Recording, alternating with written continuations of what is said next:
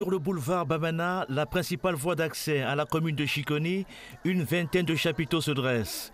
Ils abritent 23 exposants, 2 fois moins que l'année dernière. Pour sa 6e édition, le Festival du Geste connaît sans doute une baisse de régime, la faute à la programmation.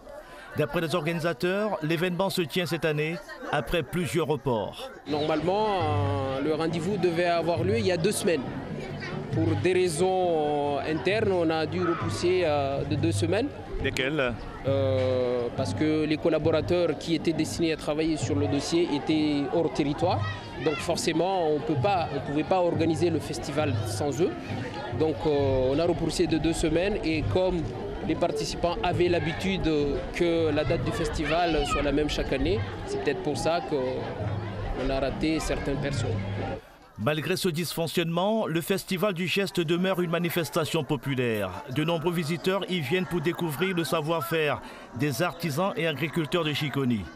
Laura vit depuis 4 ans à Mayotte. C'est la première fois que cette enseignante assiste à ce rendez-vous. Je découvre une société qui travaille sur les planches. Pour moi, c'est quelque chose de remarquable. Oui, c'est la première fois que je vois ça sur Mayotte. Et j'étais en train de demander aux messieurs si se sont formés en métropole ou pas. Cette année, le stand des tatouages au henné est sans conteste celui qui attire le plus de visiteurs. Avec tact et finesse, Mélissa applique des pigments sur la peau des festivaliers. C'est la première fois que cette artisane de Chiconi participe au Festival du Geste. C'est la première fois.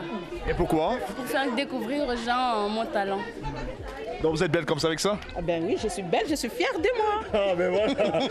Le Festival du Geste a été créé pour accompagner les acteurs économiques de Chiconi et favoriser le lien social dans ce village. L'année prochaine, son organisation sera assurée par la communauté de communes du Centre-Ouest, ce qui permettrait d'éviter à l'avenir des erreurs de programmation, comme ce fut le cas cette année.